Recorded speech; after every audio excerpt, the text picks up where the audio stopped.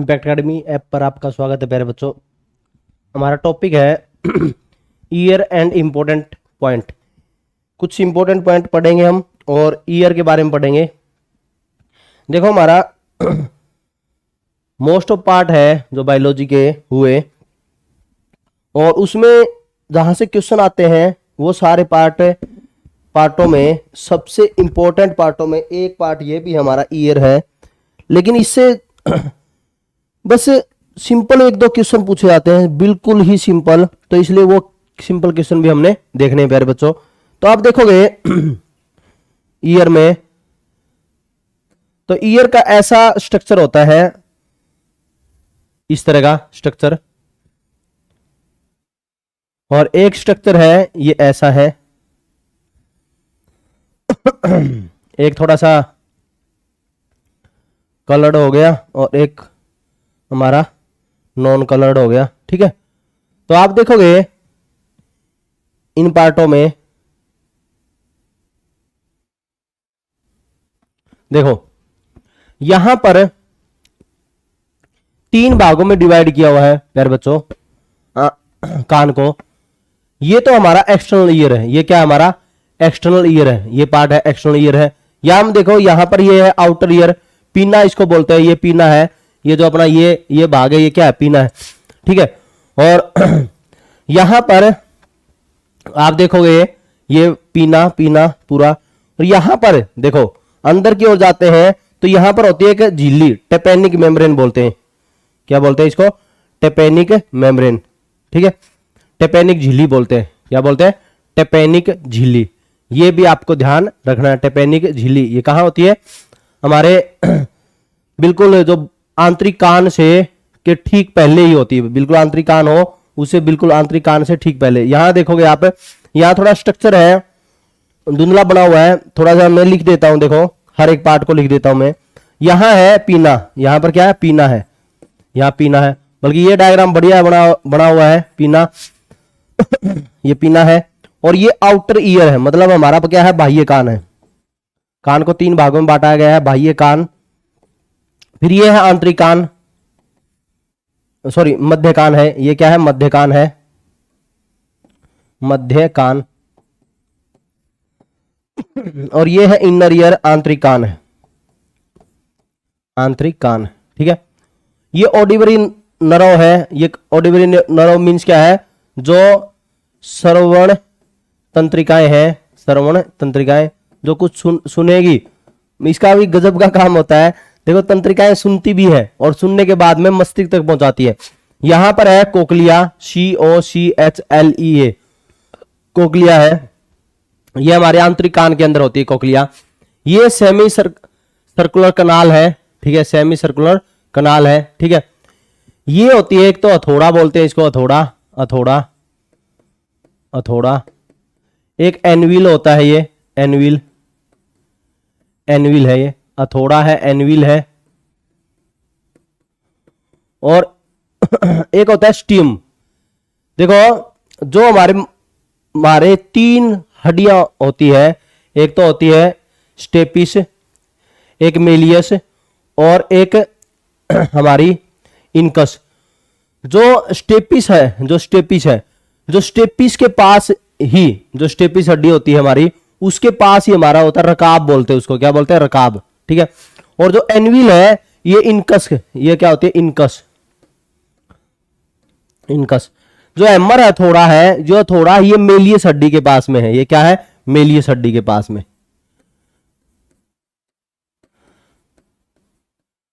ठीक, इनकस। और यहां पर क्या है? स्टेपिस, इनकाब बोलते हैं इसको, क्या बोलते हैं? इनकाब। ठीक है, तो हम देखते हैं यार रकाब बोल देते हैं, क्या बोल देते हैं? रकाब। बिल्कुल शुद्ध देखें तो रकाब, शुद्ध हिंदी में। ठीक है, तो स्टेपिस हड्डी, देखो तीन प्रकार की हड्डियां है हमारी, एक तो हमारी स्टेपिस है, एक इनकस है, और एक कौन सी है? मेलियस है। ठीक है, मेलियस। मेलियस हथौड़ा, हैमर लिखा हुआ है यहां पर, हैमर। एनविल, एनविल है जो इनकस के पास में है। जो स्टेपिस है उस पर रकाब पाया जाता है। यहां पर तीन पोर्शन पाए जाते हैं। ठीक है, तो ये तीनों के तीनों पोर्शन कहाँ है? ये मध्य कान के अंदर पाए जाते हैं। ठीक है, और जो आंतरिक कान है उसमें आपको बस ये याद रखना है कि आंतरिक कान में क्या पाई जाती है, कोक्लिया पाई जाती है। क्या पाई जाती है, कोक्लिया। तो हम देखते हैं एक टेपेनिक मेम्ब्रेन है, ये हमारी क्या है, जो टेपेनिक मेम्ब्रेन है ये बिल्कुल थोड़ा सा आंतरिक कान से पहले पाई जाती है। टेपेनिक मेम्ब्रेन लिखा हुआ देखो, टेपेनिक, ये तो बिल्कुल सही दिख रहा है, ठीक है। एक्सटर्नल ऑर्डिनरी कनाल है, कनाल्स है, पीना है, सेमी सर्कुलर कनाल्स होती है, ठीक है। ये इतनी कोई इंपॉर्टेंट नहीं। कोक्लिया इंपॉर्टेंट, एक बहुत इंपॉर्टेंट है एस्टेजियन ट्यूब।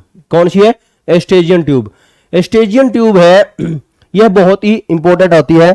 और यह देखो ये जो हमारा मध्य कान है, जो हमारा मध्य कान है, ये मध्य कान और आंतरिक कान और ये बाह्य कान तीनों से जुड़ी होती है। देखो ये ट्यूब है, बिल्कुल इंपॉर्टेंट ये ट्यूब है पूरी की पूरी। आप देखो ये क्या है, आंतरिक कान, बाह्य कान और गले से जुड़ी होती है। आंतरिक कान, बाह्य कान और गले से जुड़ने का काम कौन करती है, एस्टेजियन ट्यूब करती है। कौन करती है, एस्टेजियन ट्यूब करती है प्यारे बच्चों, ठीक है। ये भी हमारे लिए इंपॉर्टेंट है, ठीक है। हम कई बार बोलते हैं कि मध्य कान और गले से जोड़ने का काम कौन करती है, और आप देखोगे कहीं ना कहीं तो ये बाह्य कान से भी जुड़ी होती है और हमारा आंतरिक कान से भी जुड़ी होती है। और वैसे ये क्या है, हमारा जो मध्य कान है और उससे फिर सीधा गले को जोड़ने का काम करती है। दोबारा देख लो, कान के तीन भाग है, कान के तीन भाग है, एक तो बाह्य कान है, एक मध्य कान है और एक आंतरिक कान है, ठीक है। याद क्या करना है, जो बाह्य कान है उसके बाहरी भाग पर पीना बोला जाता है। क्या बोला जाता है, ये पीना है, ठीक है, ये पीना है।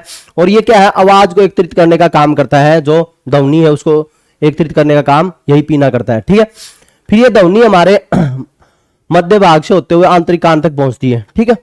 और ये जो होती है, इनको जो लेकर जाता है वो होती है कनाल्स लेके आती है, एक्सटर्नल ऑडिवरी कनाल्स। ये कनाल्स है, ये अंदर तक लेकर जाएगी। देखो मतलब कनाल है एक, मतलब हम कह सकते हैं कनाल को क्या बोलते हैं, नहर बोलते हैं ना, नहर भी बोल सकते हैं कि एक नहर है, ठीक है, एक पतली सी नहर है, वो क्या है, ध्वनि को अंदर तक लेकर जाएगी, ठीक है। और हम देखते हैं जो फिर मध्य कान के अंदर देखें, मध्य कान में जो सबसे इंपॉर्टेंट पॉइंट है वो है एस्टेजियन ट्यूब। एस्टेजियन ट्यूब है और यहां पर एक भाग ये है, बाह्य कान का देख लिया हमने। मध्य कान में हम देखते हैं तो यहां पर ही तीन हड्डियां होती है, मेलियस है, और मेलियस से कौन सा जुड़ा होता है, थोड़ा जुड़ा होता है एनविल, एनविल है जो हमारा एनविल, और एनविल है इनकस से जुड़ा होता है, और रकाब है वो स्टेपिस से जुड़ा होता है, ठीक है। इसके तीन भाग हैं। फिर उसके बाद में हम बात करते हैं ईयर ड्रम की। ईयर ड्रम ही हमारा क्या होता है, ear drum tympanic membrane. Ear drum ही क्या होता है, टेपेनिक मेम्ब्रेन होता है। देखो यहां लिखा है ना ईयर ड्रम, ईयर ड्रम ही हमारी क्या होता है, टेपेनिक मेम्ब्रेन होती है। ईयर ड्रम का काम क्या होता है, ईयर ड्रम यह मुख्य रूप से आंतरिक कान से पहले की संरचना है। आंतरिक कान से पहले की संरचना है, झिल्ली पाई जाती है जिसको हम क्या बोलते हैं, ईयर ड्रम है। और यह हमारे सुनने में मदद करती है, हमारे में सुनने में मदद ईयर ड्रम ही करती है, ठीक है। इसी को हम कान का पर्दा बोल देते हैं। जो कान का पॉइंट बनता है ना कान का पॉइंट है इसी टेपेनिक मेम्ब्रेन में बनता है। कई बार बोलते हैं भी कान का पर्दा का पॉइंट बन गया। कान का पर्दा का पॉइंट का मतलब ईयर ड्रम, ईयर ड्रम का मतलब टेपेनिक मेम्ब्रेन। जब भी आर्मी में, एयरफोर्स में, एनडीए वगैरह में जब पॉइंट बनता है कान का, तो वहां पर टेपेनिक मेम्ब्रेन ही लिखा मिलेगा, आपको ध्यान से देखने को मिलेगा। तो कई लोग हैं सुनने में सक्षम नहीं रहते, सुनने में सक्षम नहीं रहते, और सुनने यदि अच्छी तरह से सुन नहीं सकता व्यक्ति तो बोल कैसे सकता है, तो इसलिए बोलने में भी दिक्कत होती है, सुनने व बोलने में भी दिक्कत होती है। उसके अंदर कहां दिक्कत आती, कोकलिया के अंदर आती। कहां है, कोकलिया के अंदर आती। कोकलिया है, वर्तमान में ऐसी तकनीक है कि कोकलिया का ऑपरेशन करके इसको ट्रांसप्लांट भी किया जा सकता है, ऑपरेशन करके ठीक भी किया जा सकता है। जिस व्यक्ति को नहीं सुनता उसको सुना जा सकता है, कोकलिया ट्रांसप्लांटेशन। और कोकलिया है आर्टिफिशियल भी आने लगा है, आर्टिफिशियल भी कोकलिया बनाया जा सकता है। तो इस रूप से हमारे कान के तीन भाग। अब हम एक एक करके, प्यारे बच्चों, एक एक करके हमने सभी चीजों को देखना। पहले नंबर पर हम बात करेंगे कान के प्रकारों में पहला, कान के प्रकार में पहला बाह्य कान। पहला हमारा क्या है, बाह्य कान। बाह्य कान, एक्सटर्नल ईयर।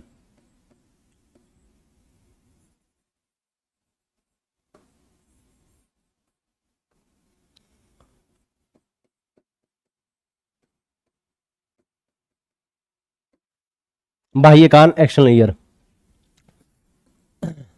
यह है मुख्यतः स्तनधारी जीवों में पाया ही जाता है।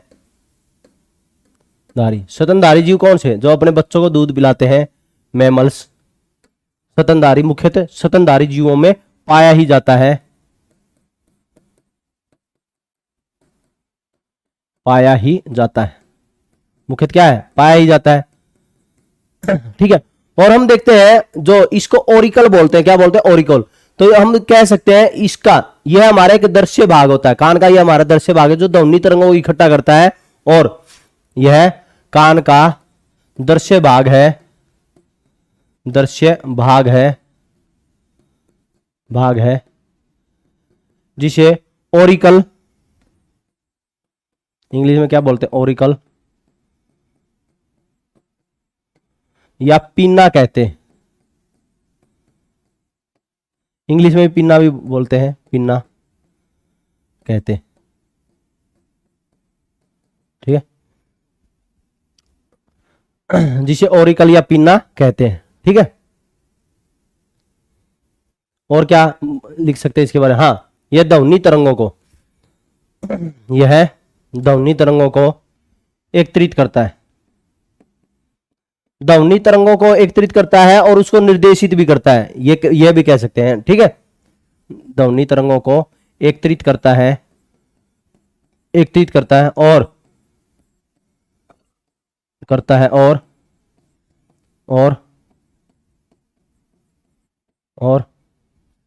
हम कह सकते हैं कि ये क्या करेगा? जो कर्ण झिल्ली होती है, कान की झिल्ली और कर्ण झिल्ली की ओर निर्देशित करता है। मेम्ब्रेन है जो अपनी कर्ण झिल्ली, कान की झिल्ली, कर्ण झिल्ली की ओर निर्देशित करता है।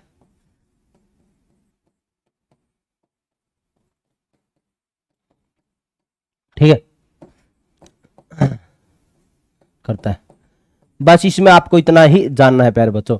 यह मुख्य स्तनधारी जीवों में पाया जाता है बाहरी कान, और यह कान है दृश्य भाग है, यह कान का दृश्य भाग है, यह कान का दृश्य भाग है। और जिसे ओरिकल बोलते हैं, क्या बोलते हैं इसको? ओरिकल बोलते हैं। ओरिकल है का ही हम क्या बोलते हैं? पिन्ना बोलते हैं। इसी को हम क्या बोलते हैं? पिन्ना बोला जाता है इसी को। और हम देखते हैं यही क्या करता है? ध्वनि तरंगों को एकत्रित करता है। ध्वनि तरंगों को एकत्रित करने का कार्य कौन करता है? यही करता है। और कर्ण झिल्ली की ओर निर्देशित करेगा, फिर इसको क्या कर देगा? कर्ण झिल्ली की ओर निर्देशित कर देगा। ठीक है, तो ये ध्यान रखोगे, ओरिकल है ना। अब देखो कुछ एग्जाम्पल देखें। एग्जाम्पल में बाह्य कान में मानव है, मानव में बाह्य कान पाया ही जाता है। ठीक है, मानव का ही पढ़ रहे हैं हम। और हम देखते हैं स्तनधारी जीवों का, देख ले स्तनधारी जीवों का।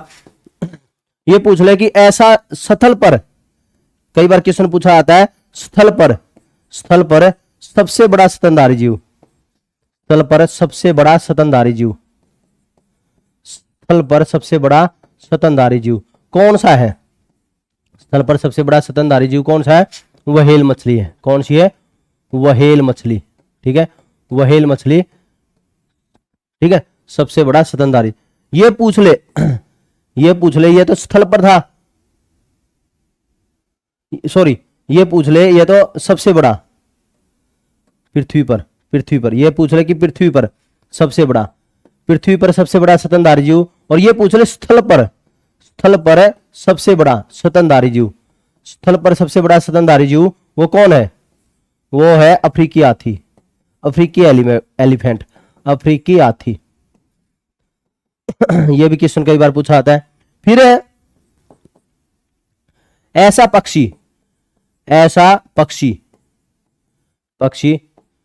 जो स्तनधारी है, ऐसा पक्षी जो स्तनधारी है वो कौन है? बैट मीन्स क्या? चमगादड़। ठीक है, चमगादड़। ठीक है, फिर ऐसे पूछ ले एक और, ऐसा स्तनधारी जो अंडे देता है, ऐसा स्तनधारी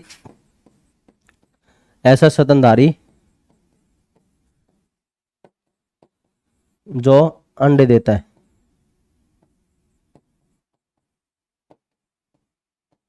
जो अंडे देता है, अंडे देता है। कौन है? एकेडीना, एकेडीना। और कौन है? एकेडीना के अलावा और कोई है? वह डक बल्ब प्लेटिपस,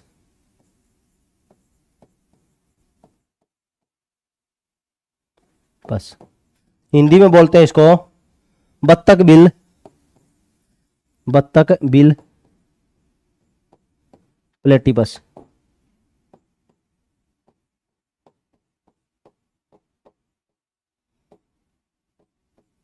ठीक है, ये है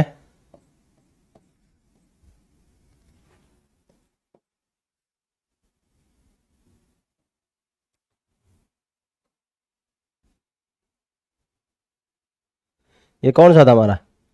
बाह्य कान था। क्या था प्यारे बच्चों? बाह्य कान।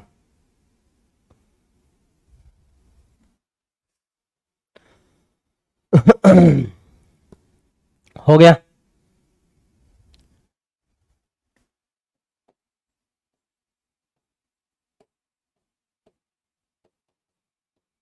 Egg laying mammals, egg laying mammals कौन है? एकेडीना और बत्तख बिल प्लेटिपस। ठीक है, फिर उसके बाद में अगला आंतरिक मध्य कान, मिड ईयर, मध्य कान, मिड ईयर, मध्य कान, मिड ईयर। मिड ईयर के बारे में आपको केवल ये ध्यान रखनी है कि इसमें क्या पाई जाती है? हमारे तीन हड्डियां, जो मुख्य रूप से तीन हड्डियां पाई जाती है। और ये पूरा जो मध्य भाग है, ये पूरा का पूरा हमारा एक तरह से एक गुफा टाइप से संरचना होती है इसकी। तो हम कह सकते हैं यह एक अस्थायी हड्डी में एक संकीर्ण हवा से भरा हुआ गुहा है। यह है मध्य कान, मध्य कान, मध्य कान, संकीर्ण गुहा, गुफा बोलते हैं गुहा, गुहा को संकीर्ण गुहा।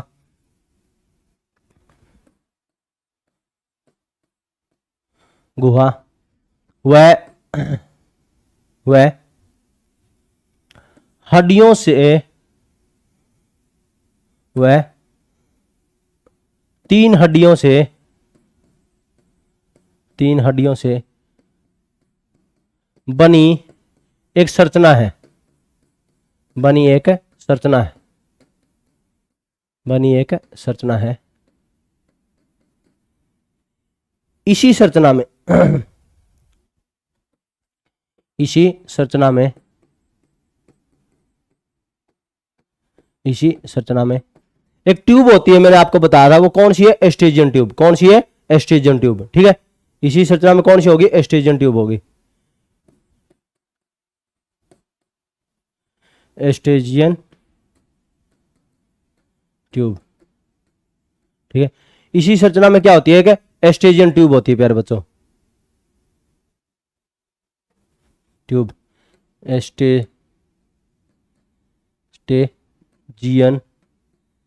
ट्यूब। इसी संरचना में एस्ट्रेजियन ट्यूब होती है, जो मध्य कान, मध्य कान वह गले से जुड़ी होती है, गले से जुड़ी होती है। अब देखना आप, इंटरेस्टिंग बात देखोगे यहां पर। इंटरेस्टिंग बात क्या है? जो एस्ट्रेजियन ट्यूब है मध्य कान से, मध्य कान से क्या, किससे जुड़ी होती है? गले से जुड़ी होती है। वैसे तो बाह्य कान की, बाह्य कान में हम कुछ सुनेंगे तो वह भी हमारे कहां जाएगा? मध्य कान में जाएगा, और वह आंतरिक कान तक भी पहुंचता है। तो हम देखते हैं ये एस्ट्रेजियन ट्यूब क्या करती है? हमारे जब भी हम कोई भी चीज सुनते हैं तो एक तो हमारा मुख से कोई बोलेंगे तो हमारा मुख से अपनी आवाज है वो आंतरिक कान तक पहुंचाएगी यही ट्यूब। मतलब गले से जुड़ी हुई है तो गले में हमने कुछ बोला तो हमारे आंतरिक कान तक पहुंचा देगी। ठीक है, पहली बात। और आप बाह्य कान से भी सुनते हो। मतलब मानव है दो तरीके से सुनता है, इसलिए मानव को अपनी आवाज बहुत ही अच्छी लगती है। आपने कई बार देखा होगा कि आपको ये लगता है कि मैं बब्बू मान हूं, बहुत ही जबरदस्त सिंगर बन सकता हूं मैं, और आप बाथरूम के अंदर गाते हो और कहा या यो हनी सिंह, मैं भी ग्रैमी पुरस्कार लेके आ सकता हूं। इस तरह से आपने अपने मन ही मन में ख्याली फुलाव आपने फुला लिए। तो इस तरह से फिर उसके बाद में एक दिन आपने गाकर रिकॉर्ड करके देखा, आपकी वही सुरीली आवाज है बेसुरी आवाज के अंदर बदल गई। क्यों?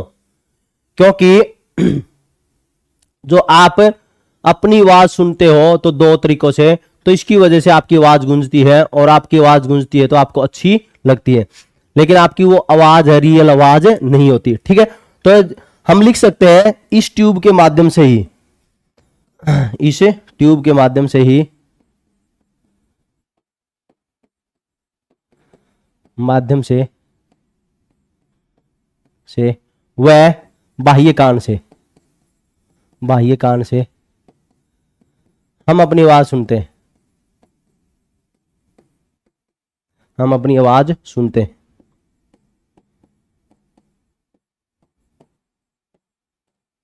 ठीक है, इसलिए आवाज अच्छी लगती है, आवाज अच्छी लगती है। अब देखो एक बात और, कई बार आपने देखा होगा एकदम तेज आवाज आ जाए और मुंह से ऐसे निकल, एकदम तेज आवाज बिजली कड़, तो उस समय पर आप देखो क्या रहता है, कारण क्या है, उसमें एकदम आपको आवाज आई, एकदम आवाज जब आपके ऊपर पड़ती है तो इसकी वजह से मानव शरीर के अंदर जो बाह्य कान आवाज लेता है वो आंतरिक कान तक पहुंचती है, तो आंतरिक कान उतनी एक्सेप्ट नहीं कर पाता और मुंह के माध्यम से, एस्ट्रिजन ट्यूब के माध्यम से इसको बाहर निकाल देता है। तो कितनी जबरदस्त ट्यूब है। तो ये हम देख सकते हैं, यह ट्यूब अतिरिक्त आवाज को, यह ट्यूब अतिरिक्त आवाज को बाहर निकालती है।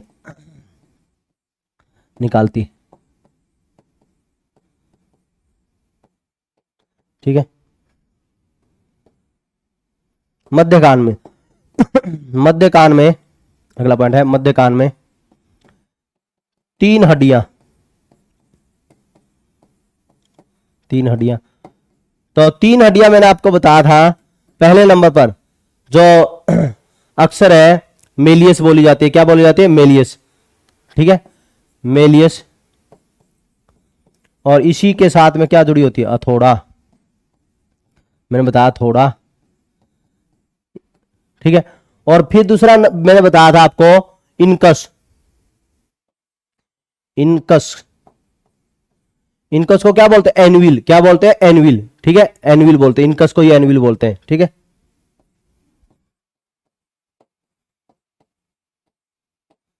ठीक है, इसी से जो एनविल होता है जुड़ा इनकस हड्डी से। फिर इसमें एक और बताया था मैंने आपको, मेलिटस,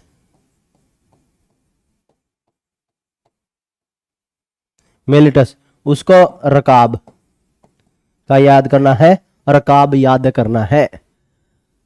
ठीक है, ये हमारी कौन सी होगी प्यारे बच्चों? मेलियस होगी। तो इस तरह से मेलियस होगी, स्टेपिस हो गई, सॉरी मेलियस दो बार लिख दिया, स्टेपिस, यहां पर क्या? स्टेपिस,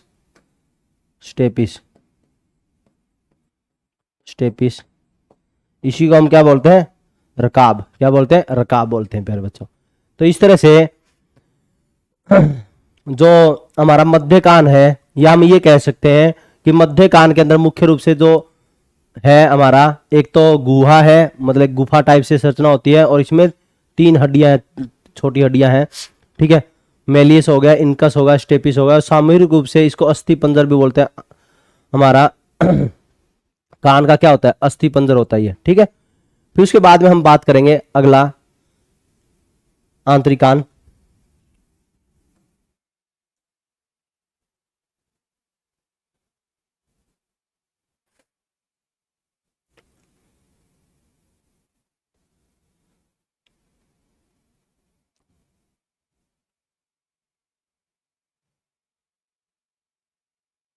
ठीक है, फिर हम बात करेंगे आंतरिक कान की।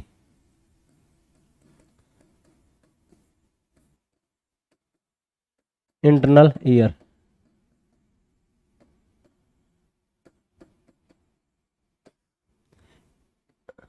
वैसे तो इसके अंदर आंतरिक कान के अंदर एक द्रव्य भरा होता है, द्रव्य, और द्रव्य है वही फिर क्या हमारा क्या करता है, वो सूचनाओं को एक्सेप्ट करेगा। सूचनाओं को एक्सेप्ट है, जो कान में हमने कुछ बोला तो उस द्रव्य में तंत्रिकाओं तक आप देखो कितना जबरदस्त सिस्टम है कि वो द्रव्य क्या है, उनके माध्यम से वो क्या बोला, क्या सिस्टम हुआ, वो सारा उसको कोड करता है, और कोड करने के बाद में वो है मस्तिष्क तक भेजता है। कितना जबरदस्त सिस्टम है ये, सारा सारा कौन करता है, वो अंदर है वो द्रव्य पदार्थ करता है। लेकिन उतना याद करने की कोई जरूरत नहीं, बस आपको ये याद करना है कि इसके अंदर क्या होती है, कोकलिया होती है। क्या होती है, कोकलिया होती है। ठीक है, इसमें कोकलिया नामक संरचना होती है, इसमें कोकलिया नामक संरचना होती है, कोकलिया।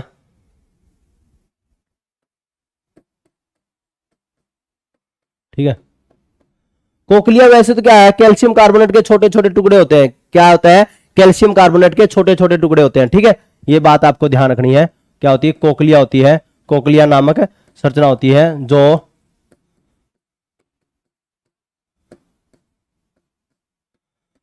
होती है जो जो जो कैल्शियम कार्बोनेट के टुकड़े होते हैं, जो कैल्शियम कार्बोनेट के छोटे टुकड़े होते हैं।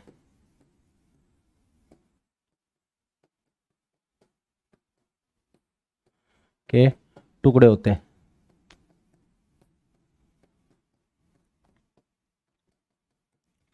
ये मानव के सुनने में मदद करते हैं, मानव के सुनने में मदद करते हैं। सुनने में मदद कौन करते हैं, कोकलिया करते हैं। वर्तमान में कोकलिया है वो ट्रांसप्लांट किया जा सकता है, आसानी से ऑपरेशन किया जाता है इसका, और आसानी से मानव के अंदर सुनने में सक्षम हो सकता है मानव। इस हम देखें जो आंतरिक कान है, जो आंतरिक कान है, यहां पर यूट्रिकल और सेक्वल होता है। एक क्या होता है, एक संरचना होती है यूट्रिकल और सेक्वल। यहां यूट्रिकल व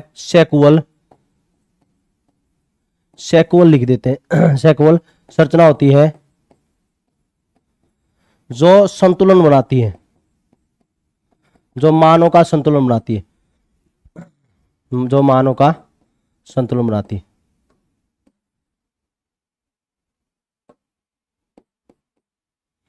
मानव का संतुलन बनाती है।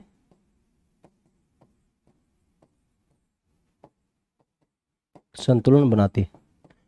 कई बार ये पूछा जाता है पेपर में कि मानव का जो बैलेंस है वो कौन बनाता है, तो बैलेंस है वो कौन बनाता है, कान बनाता है। मानव का कान है, संतुलन बनाने का काम भी क्या करता है, मानव का कान करता है। मानव में जो संतुलन है, एक तो मस्तिष्क का सेरेबेलम अनुमस्तिष्क, और एक कान करता है।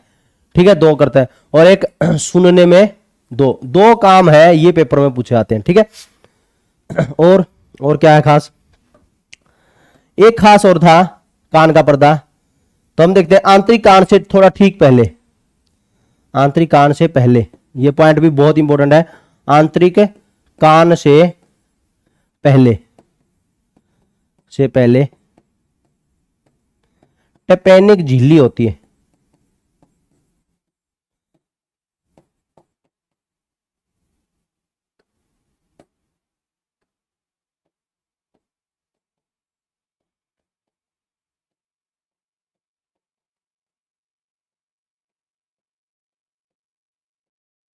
टेपेनिक झिल्ली होती है।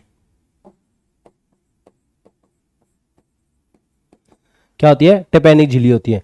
आंतरिक कान से ठीक पहले क्या होती है, एक झिल्ली होती है जिसको क्या बोलते हैं, टेपेनिक झिल्ली। ठीक है, झिल्ली होती है और मैंने बताया था इसे ईयर ड्रम या कान का पर्दा कहते हैं, या कान का पर्दा कहते हैं। ठीक है प्यारे बच्चों, कान का पर्दा कहते हैं। जो आर्मी आदि के अंदर जो पॉइंट बनता है, इसी झिल्ली के अंदर वह पॉइंट बनता है प्यारे बच्चों। यह था हमारा आंतरिक कान। ठीक है, आंतरिक कान में आपको बस इतना ही देखना। टिम्पैनिक झिल्ली, टिम्पैनिक झिल्ली है, ये एम आएगा यहाँ पर।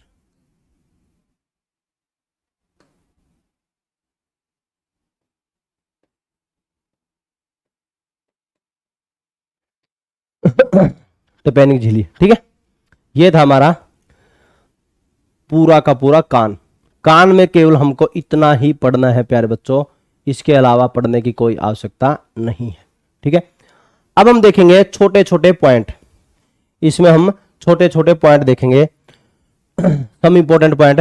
पहला तो हम देखेंगे नोट करके, इसी के अंदर देख लेते हैं नोट करके। पहला पॉइंट, कई बार ये पूछा आता है कान पर कोई ध्वनि कितने समय तक रह सकती है। कान पर कोई ध्वनि, कानों पर कोई ध्वनि, कोई ध्वनि 1/10 सेकंड तक रहती है। कितने तक? 1/10 सेकंड तक रहती है, ठीक है। ये क्वेश्चन कई बार पेपरों में पूछा आता है प्यारे बच्चों। दूसरा पॉइंट कई बार पेपरों में पूछा आता है, आंख पर कोई प्रतिबिंब, आंख पर कोई प्रतिबिंब कितने समय तक रहता है। आंख पर कोई प्रतिबिंब, इमेज है जो, प्रतिबिंब का मतलब क्या है प्यारे बच्चों? इमेज, इमेज कितने समय तक रहती है? इमेज 1/16 सेकंड तक रहती है, तक रहती है। आपने कई बार देखा होगा, ये पूछ लिया जाता है कि पंखा है, जो पंखा जब रोटेट होता है तो उसकी फंगुड़ी नहीं गिनी जाती। क्यों नहीं गिनी जाती? क्योंकि कान पर कोई, आंख पर कोई प्रतिबिंब कितना समय तक रहता है? 1/16 सेकंड तक रहता है। और हम देखते हैं, और कान पर कोई ध्वनि 1/10 सेकंड तक ही रहती है। और प्रतिध्वनि क्या होती है? तीसरे नंबर पर हम देखते हैं प्रतिध्वनि। प्रतिध्वनि होती है, प्रतिध्वनि इको बोलते हैं इसको। क्या बोलते हैं? इको। इको ध्वनि का प्रावर्तन इको कहलाता है। ध्वनि का प्रावर्तन होकर हमारे कानों तक वापस पहुंचना, होकर हमारे कानों तक वापस पहुंचना, कानों तक वापस पहुंचना, वापस पहुंचना प्रतिध्वनि कहलाता है। क्या कहलाता है? पहुंचना, प्रतिध्वनि कहलाता है। कई बार आप आवाज लगाते हो, कहां हो, फिल्मों में भी देखा जाता है, फिर वो आवाज आती है, मैं यहां हूं, आ जाओ, फिर वहीं से आवाज टकरा के आती है, आ गई हूं मैं, आ गया हूं मैं। तो इस तरह से आवाज आती है। तो इस रूप से वो आप अपने अनुसार देख लेना भाई, आप एक्टर हो, एक्ट्रेस हो, क्या सोच रहे हो आप, उसी के अकॉर्डिंग आप देख लेना।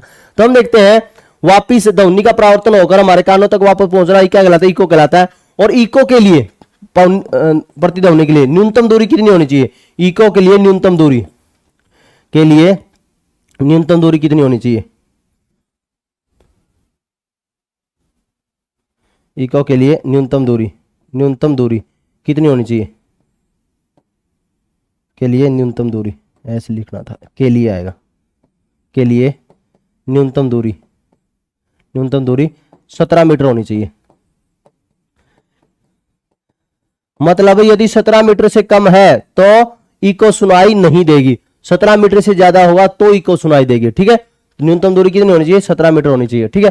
चौथे नंबर पर हम पॉइंट देखेंगे प्यारे बच्चों। चौथे नंबर पर कई बार जीवन काल से क्वेश्चन पूछा आता है, जीवन काल, लाइफ स्पान से, लाइफ स्पान कई पूछा जाता है कि एक दिन मे फ्लाई का जीवन काल कितना होता है? मे फ्लाई का जीवन काल सबसे हम देखते हैं तो 1 दिन माना गया है। 1 दिन, मे फ्लाई है, कीट है जो, उसका जीवन काल क्या है? 1 दिन है।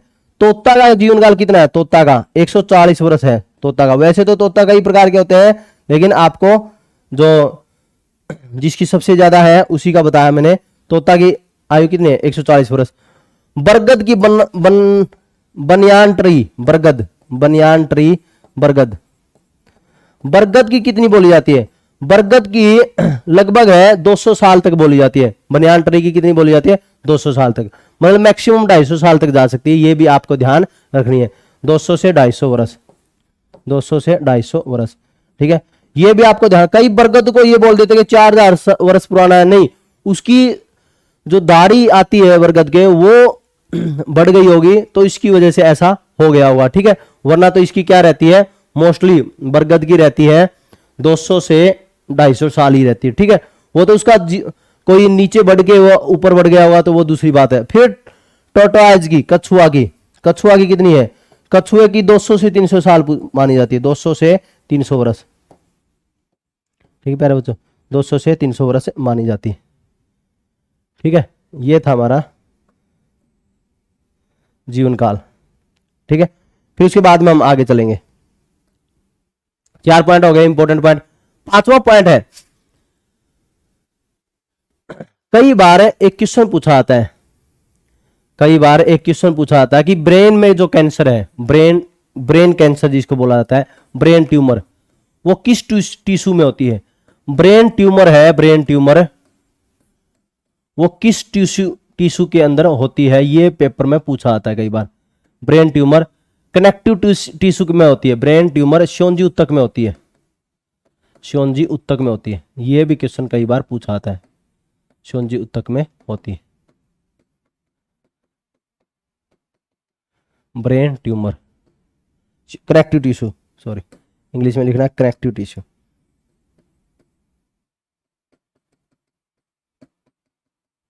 ठीक है, फिर उसके बाद में ये तो हमारा 5वां पॉइंट था, इंपॉर्टेंट पॉइंटों में 5वां पॉइंट था। 4 पॉइंट हमारे हो चुके थे, 5वां पॉइंट है ये, 5वां पॉइंट है। और क्या पूछा जा सकता है, 6ठा पॉइंट जो हमारे इंपॉर्टेंट पॉइंटों में देखें, 6ठा पॉइंट है जो मलेरिया है, मलेरिया का जो परजीवी होता है, परजीवी, ठीक है, जिसको हम बोलते हैं प्लाज्मोडियम परजीवी। प्लाज्मोडियम परजीवी शुरू में मच्छर में जाएगा, शुरू में किस में जाता है, मच्छर में, और फिर वो मानव में आता है। किस में आता है, मानव के अंदर आता है। मच्छर क्या है, वाहक है, मच्छर उसका क्या है, वाहक है।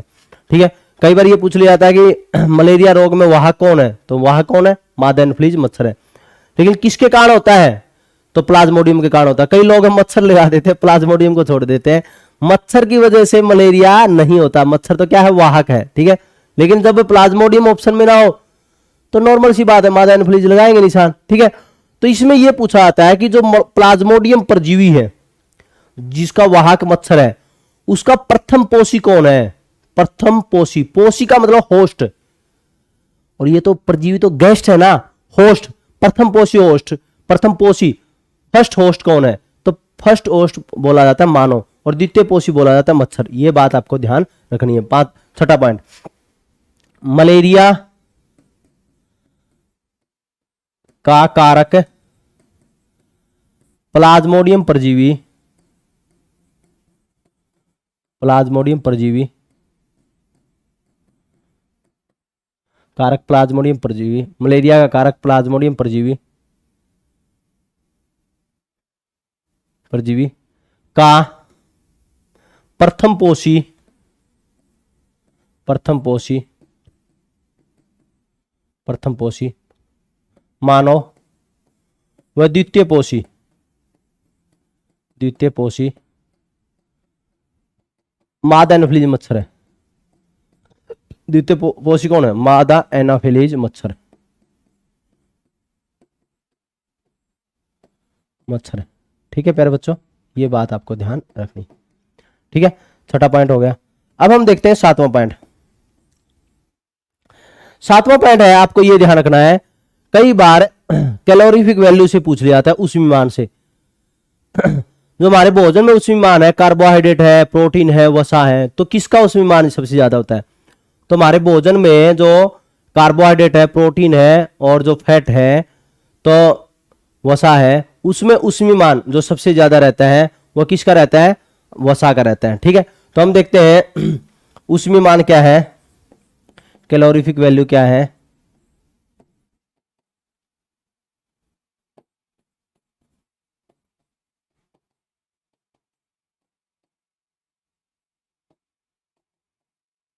एक ग्राम पदार्थ को, एक ग्राम पदार्थ को जलाने पर, पदार्थ को जलाने पर जो ऊष्मा प्राप्त होती है, जो ऊष्मा प्राप्त होती है,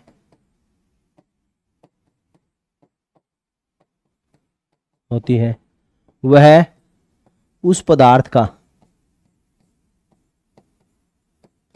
उस पदार्थ का उष्मीमान कहलाती है।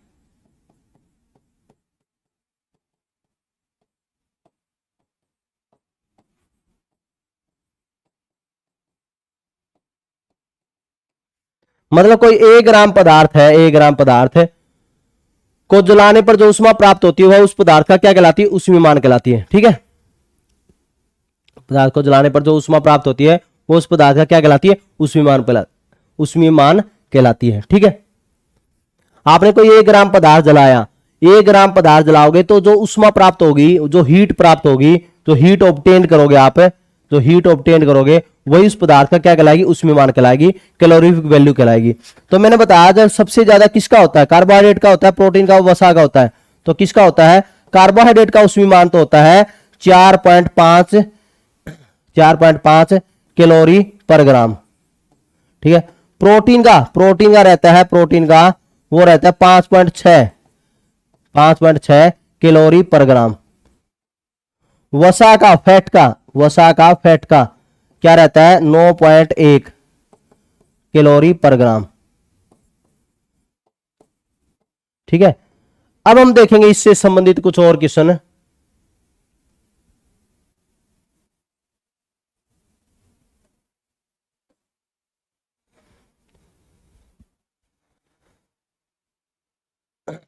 अब देखो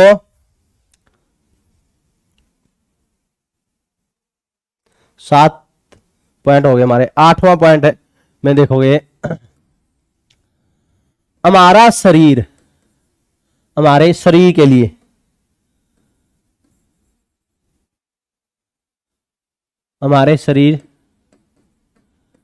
के लिए सबसे आसान पाचन कार्बोहाइड्रेट का होता है। किसका होता है? कार्बोहाइड्रेट का होता है। सबसे आसान पाचन किसका है? कार्बोहाइड्रेट का होता है।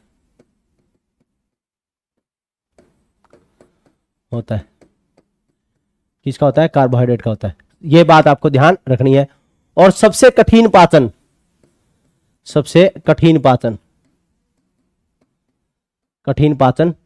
वसा का होता है, फैट का।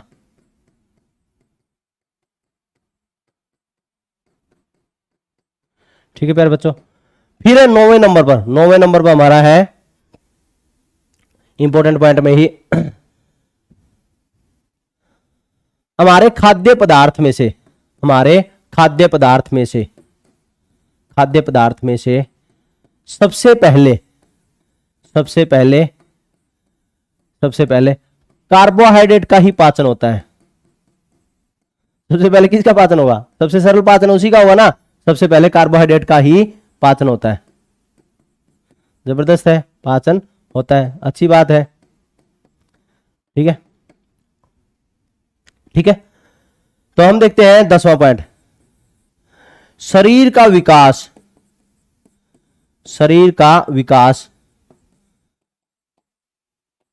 या बच्चों के अंगों का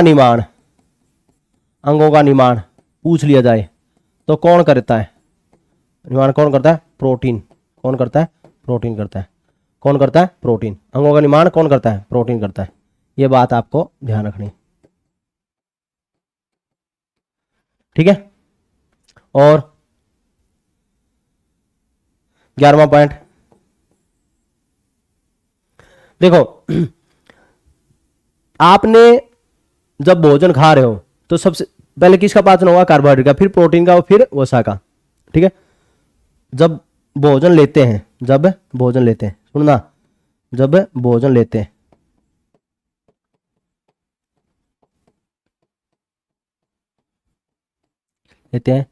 पहले कार्बोहाइड्रेट,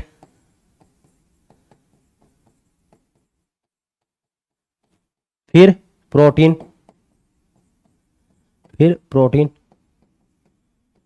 फिर वसा पाचित होती है, डाइजेस्ट होती है, मतलब वसा पाचित होती है ना। सबसे पहले मुख में कौन किसका पाचन होता है? कार्बोहाइड्रेट का, फिर किसका होता है? मांस के अंदर प्रोटीन का, और फिर वसा छोटी आंत के अंदर, फिर किसका होता है? वसा का पाचन होता है। फिर किसका होता है? वसा का पाचन होता है छोटी आंत के अंदर जाकर। तो इस रूप से ये हमारे लिए क्वेश्चन पूछे जाते हैं। फिर उसके बाद में हम देखें, इसके बाद में और क्या चीजें हैं देखने वाली। तो जब आपने व्रत रखा है, फास्ट रखा है, व्रत के समय, व्रत रख लिया आपने, जैसे अन्ना हजारे का व्रत था, एग्जाम्पल अन्ना हजारे का व्रत, एग्जाम्पल अन्ना हजारे, अनशन कर लिया, अन्ना हजारे का की तरह आपने अनशन कर लिया, अनशन कर लिया, व्रत कर लिया, अनशन कर लिया और आमरण अनशन कर लिया, तब सबसे पहले, तब तब सबसे पहले, तब सबसे पहले, तब सबसे पहले पाचन किसका हुआ? तब सबसे पहले पाचन, हमारे शरीर में सबसे पहले पाचन किसका हुआ? तब भी हमारे क्या होगा? कार्बोहाइड्रेट का होगा। किसका होगा? कार्बोहाइड्रेट का होगा। लेकिन यहां पर यह ध्यान रखना, फिर वसा, फिर क्या होगा? वसा, फिर वसा, फिर प्रोटीन, फिर प्रोटीन।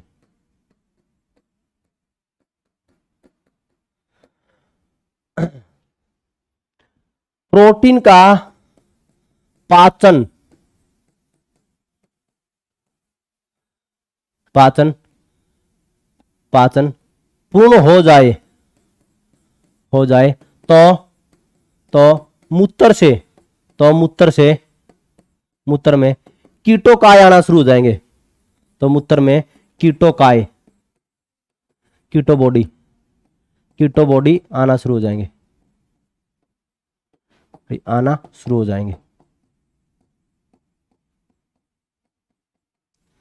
अन्ना हजारे जी का क्या हुआ था?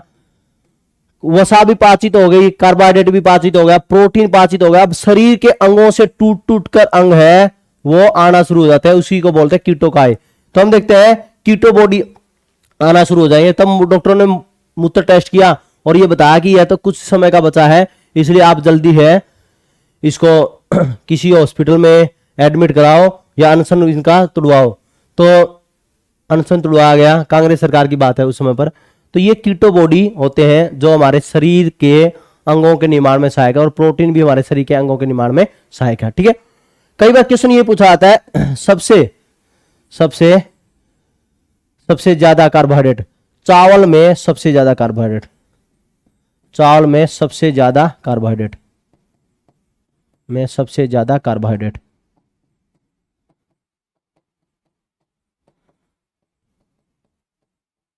ठीक है, और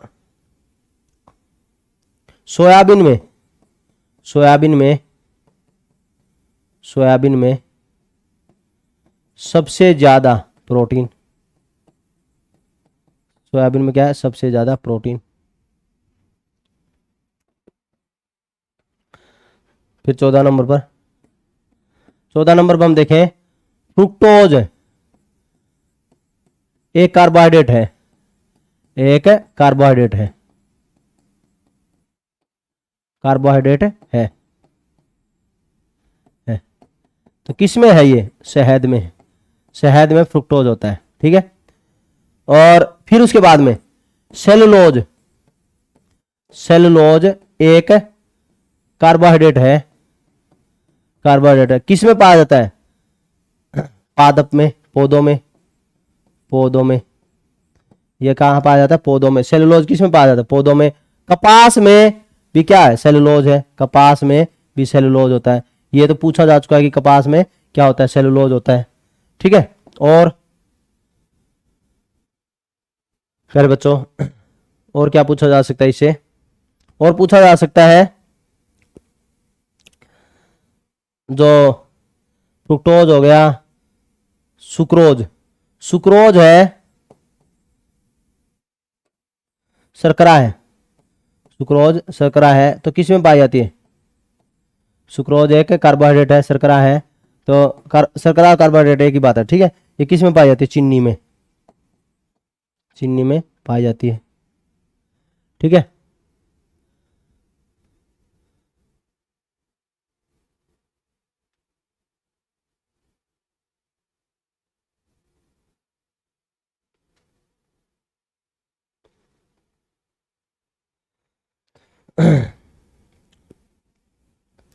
ये मोस्ट ऑफ क्वेश्चन हमारे पूछे जाते हैं प्यारे बच्चों। इस तरह के क्वेश्चन हमको ध्यान करने हैं।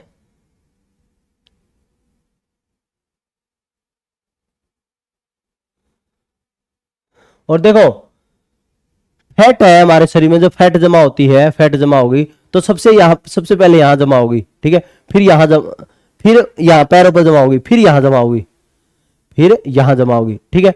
लेकिन जब घटने की जरूरत हो गई, जब घटने की बात आई, पहले यहाँ की घटेगी, फिर पैर की घटेगी, फिर यहाँ की घटेगी, मतलब आता पहले है लेकिन जाता बाद में है, ठीक है, जाता बाद में है, इस तरह से होता है, ठीक है।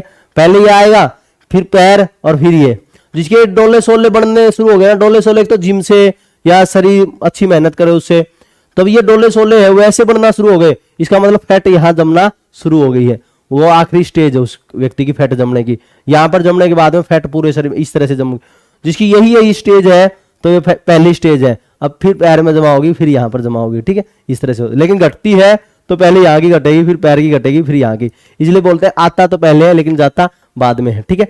तो ये था प्यारे बच्चों कुछ इंपॉर्टेंट पॉइंट के साथ में ईयर भी हमने देखा, ठीक है। आज के लिए हमारा इतना ही देखेंगे हम, बाकी करेंगे हम अगली क्लास में।